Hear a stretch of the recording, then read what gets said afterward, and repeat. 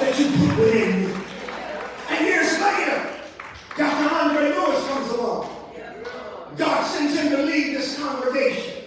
And more is added, and more is added, and blessing after blessing, and miracle after miracle, and breakthrough after breakthrough occurs in this house. Why? Because there's an ambition to go forward. And let me just share with you right now. Let me talk to you. God has something special with your name on it.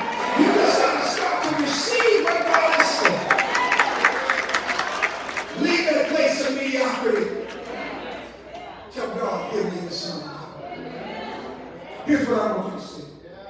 Brings me to my first point.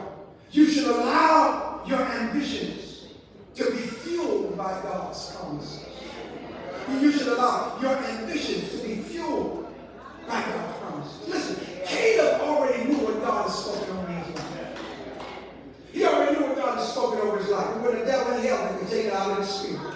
Because he knew what God, how do you know what God has spoken over your life? As husbands, as wives,